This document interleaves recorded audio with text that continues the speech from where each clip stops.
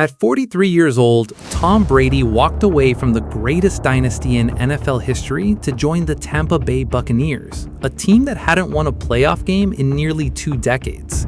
Critics said he was washed, too old, finished without Belichick. Then his very first pass as a Buccaneer was a pick six. It looked like they were right. What happened next was pure insanity. In year 1, he led Tampa to a Super Bowl. At 44, he led the entire NFL in yards and touchdowns. At 45, he set the single-season record for completions. Most people remember Brady for his 6 rings in New England, but what he did in Tampa might be the most impressive chapter of his career. So how good was Buccaneers Tom Brady actually? Before Brady ever put on a Tampa uniform, his legacy was already sealed. He went from an overlooked kid out of Michigan, passed on 198 times in the 2000 draft, to a 6-time Super Bowl champion, 3-time MVP, and all-time record holder. He was the Patriots dynasty. But by the late 2010s, the cracks were showing. The 2018 Super Bowl win over the Rams was an ugly 13-3 game carried by the defense. A year later, things fell apart completely. The 2019 Patriots started 8-0, and the defense was elite, but Brady looked human for the first time in years. Only 24 touchdowns, his lowest total in a decade. His completion percentage dropped. He was slamming his helmet on the sideline, and Belichick noticed. For 2 decades, their partnership ran on tension, a control-obsessed coach and a winning-obsessed quarterback. It worked because they needed each other. But Belichick's philosophy never changed. Move on a year early, not a year late. He'd done it with legends before, and now at 42, Brady was next on that list. Behind the scenes, their relationship went cold. Belichick had reportedly wanted to hand things to Jimmy Garoppolo years earlier, but Robert Kraft stepped in for Brady. For Tom, that made him feel unappreciated, unwanted. Patriots fans still believed. They always believed. In the wild-card round against Tennessee, the Patriots were down 14-13 with minutes left. Brady time. But on a crucial 3rd down, he missed Philip Dorsett on a short timing route and gave the ball back. Then came his final pass as a Patriot, a pick six. 20 years of dominance, 9 Super Bowls, 6 rings. That was how it ended. In March 2020, Brady made it official. He left New England with a post titled "Forever a Patriot." The league was stunned. For Belichick, it was just business. For Brady, it was deeply personal. After years of taking pay cuts, sacrificing weapons, and living under the Patriot way, he needed to prove he could win without Bill. Now the most decorated quarterback in NFL history was a free agent, and the question hanging over the entire league was simple: who actually wanted Tom Brady at 43? Some teams passed, too old, too risky. But Tampa Bay, the franchise with the worst winning percentage in NFL history, saw an opportunity. And Brady wasn't just taking a warm weather vacation.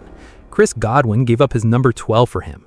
Rob Gronkowski unretired and forced his way to Tampa because Tom wanted him there.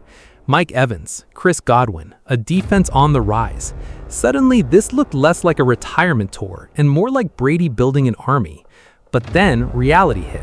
His debut against New Orleans, 2 interceptions, including a pick six. A few weeks later, the Saints embarrassed Tampa 38-3, the worst loss of Brady's career.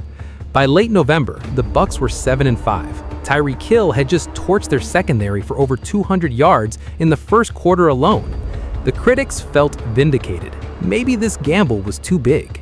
But Brady's career has always been about the second act. Out of the bye week, everything clicked. Brady, at 43, started carving defenses apart with Evans, Godwin, Antonio Brown, and Gronk.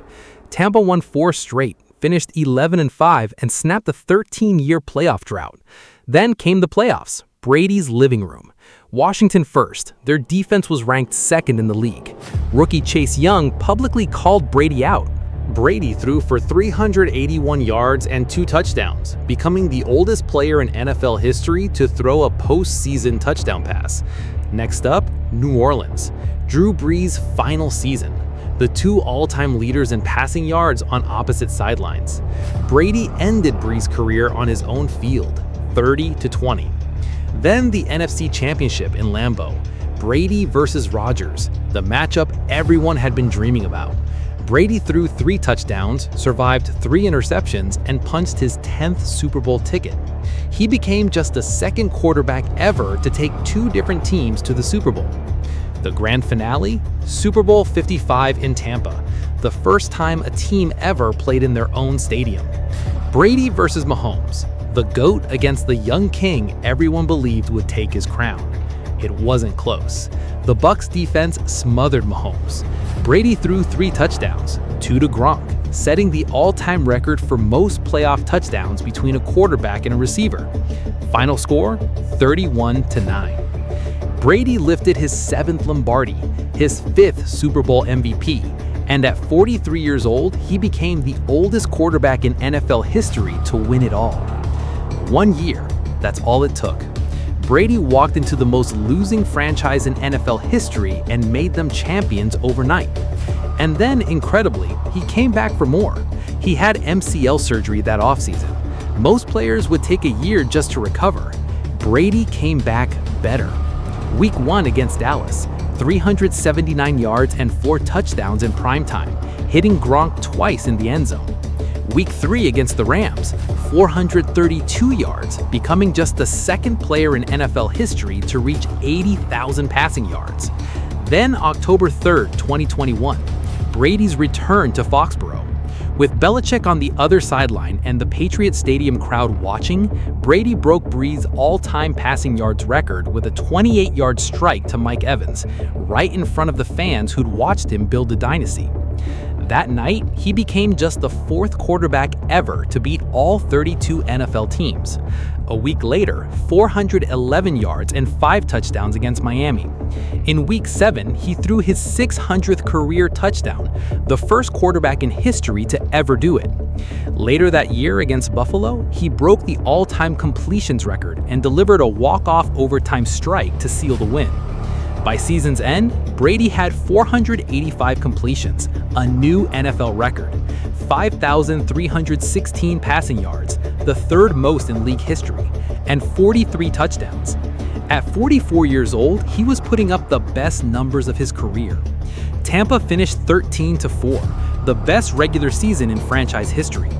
In the playoffs, they dismantled Philadelphia. Then came the Rams in the divisional round. The Bucs fell behind 27-3 late in the 3rd quarter. Brady clawed all the way back. He tied the game at 27 with minutes left, just like 28-3 all over again. But this time the ending was different. A blown coverage freed Cooper Kupp, and a last-second field goal ended it. Brady's shot at back-to-back Super Bowls was gone. Still, 2021 proved something bigger than another ring. At 44, Brady was still the most productive quarterback in football, the most feared, and in the eyes of many, still the best player on the field. Then that spring, Brady announced his retirement. The final page seemed written, but only 40 days later came the announcement that shook the NFL. 2022 was Brady's 23rd season in the NFL. Longevity that simply shouldn't exist in a sport that chews up careers in 3 or 4 years on average. He had conquered every record and silenced every critic. But unlike 2020 and 2021, this season felt heavier. The cost of carrying on was finally catching up. The Buccaneers were battered by injuries. The offensive line crumbled. The running game vanished. So Brady did what he always does. He threw and threw and threw some more. He set a new record with 490 completions. In Week 3, he became the first quarterback to hit 85,000 career passing yards. In Week 9 against the Rams, he passed 100,000 career yards counting playoffs. Even while getting hammered, he passed Peyton Manning for the most game-winning drives in NFL history with 55. But the cracks showed. For the first time since 2002, Brady lost 3 straight games. He became the most sacked quarterback in NFL history, and for the first time ever, he finished with a losing record, 8-9. Off the field, his divorce dominated headlines. Every move was under a microscope. The season mirrored the chaos. And yet, even in a broken year, at 45 years old, Brady dragged Tampa to an NFC South title, becoming the oldest starting quarterback ever to win a division. His 432-yard, three-touchdown performance against Carolina in Week 17 showed the fire still burned. He wasn't a superhero anymore, but he was still better than almost everyone else. In the wildcard round against Dallas, 351 yards and 2 touchdowns. It wasn't enough. And then, weeks later, Brady made it official. The 2022 season was messy, flawed, and human. But even in decline, Brady was breaking records, winning a division title, staging comebacks, and giving defenses nightmares. We all know who Brady was in New England. 2 decades, 6 rings, 9 Super Bowls, the greatest dynasty the sport has ever seen. That alone made him the GOAT. But the real question was always how good Buccaneers Tom Brady actually was. In just 3 seasons with Tampa, he threw for over 14,600 yards and 108 touchdowns. He rewrote the entire Bucs record book. Single-season passing yards, touchdowns, completions, all his. Before Brady, Tampa had gone 17 years without a playoff win. With Brady, they got 5 postseason wins in 2 years, including a Super Bowl in his very first season. He was never the fastest or the strongest. What made him untouchable was his mind, his precision, and his ice-cold nerves when everything was on the line.